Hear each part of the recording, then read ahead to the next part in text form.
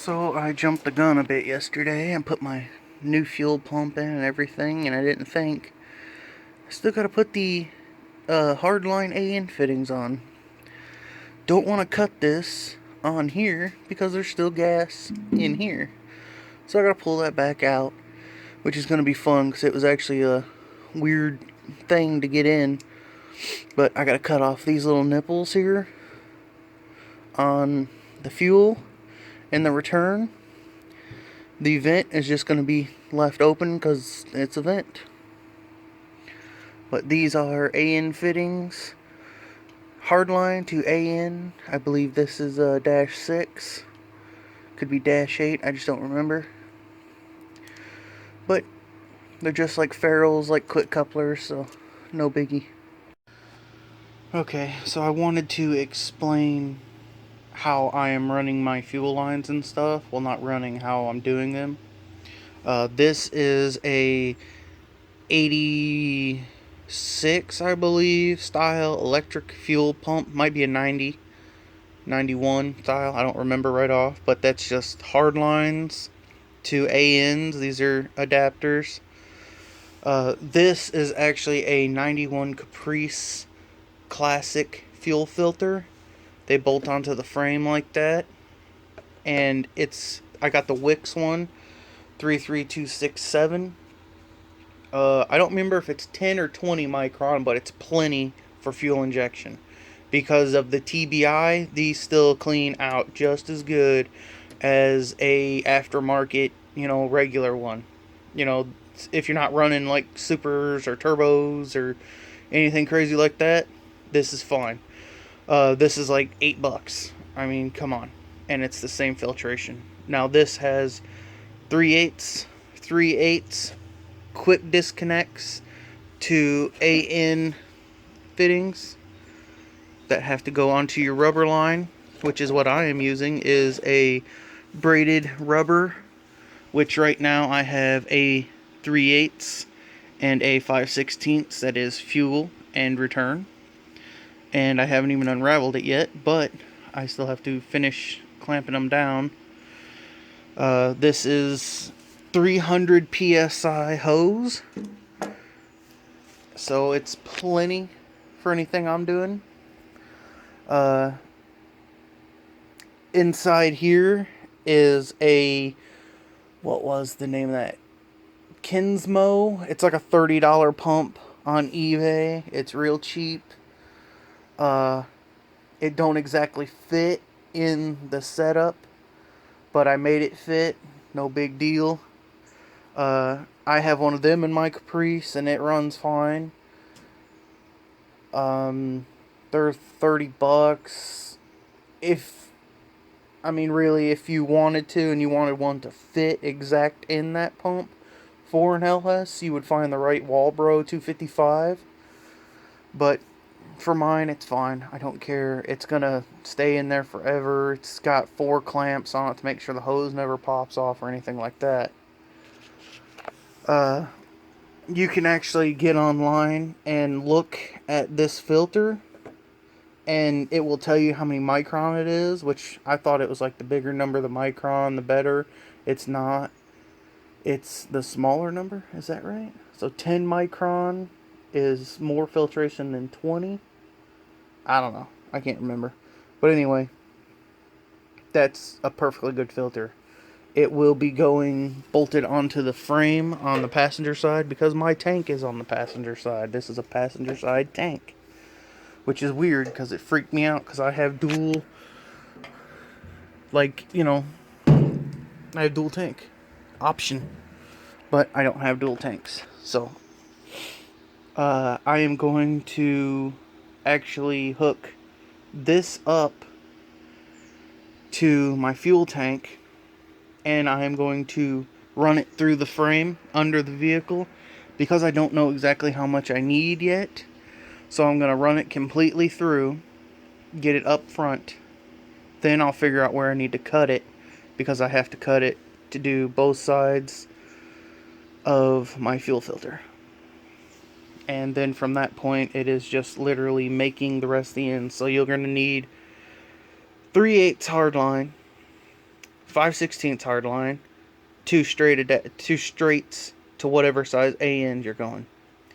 Then you're going to need 2 more 3/8, 2 more straights. Then you're going to need another 3/8 and another straight. 1 5/16 and another straight. So 3 push on, 1 hard line 3/8, 1 5/16 hard line, and 1 5/16 push on quick release. That's all you'll need. Alright, I have been under this thing for about an hour now. Them cross members are not easy to get out. The original ones, which is out here, this crappy garbage. There's a big heat shield under there that bolts to the frame, and it also bolts to this. And that's your cross member. Now there's another arm that comes off of this side and goes up to the upper part of the frame. But you'd literally have to take the cab loose to pull it off. So I'm going to try to get a wrench in there and impact the nuts off and drop it out of the way. Let me see if you can see it. Yeah, you can see a little edge of it way back in there. But that's got to come out. So after that, I got to put my trans mount on, which is already under the car. But everything is, if I would have thought, I would have did all that stuff before I did the suspension and dropped it. Because there's no room under there for a fat guy. So, I basically have to be, let's see here. Here's about where my body's at, and here's about where the cross member's at. And I just got to reach to get everything off. But, it's coming. I'll go slow, get it done. While I was under there, I hooked up the transmission electronics. I had to think about it right there. I keep wanting to say trans lines, but it was the electronics. Yeah, trans mount, and then slide the new cross member in, which I painted. I think I already showed that. Drill them holes, bolt it up, bolt it to the transmission, and that's done. Thankfully, because it sucks being under vehicles. I got 2 jack stands, 3 tons under there, but they're the tiny style. And, yeah, they were so short that I got it sitting on the spring perches, holding it up near, and it's real sketchy. And, you know, if I die,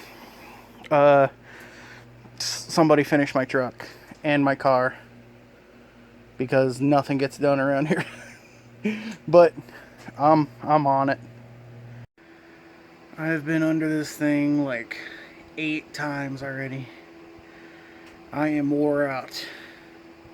There's a little, on the passenger side, there's a top bracket that comes down. Put the impact on it. Wham! Hit me in the head. There's not a knot there because I have a stupidly thick, fat skull.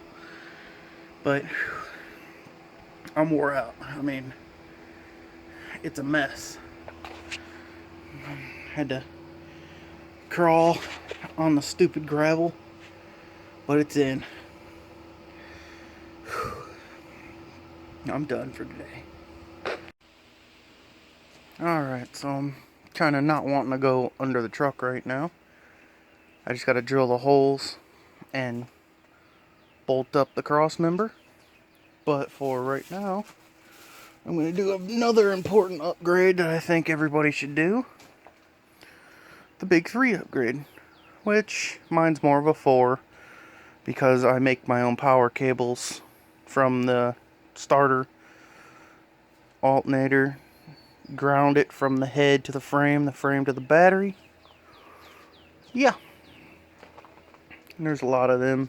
So, bought me some 4 gauge, which is a lot better than the, I don't know what was on there, maybe 10. It was a real thin wire that they always put on the alternator to the bracket. I don't use that. So, now all I have to do is make up some lines. And how I do it is a pair of vice grips. I got some lugs here.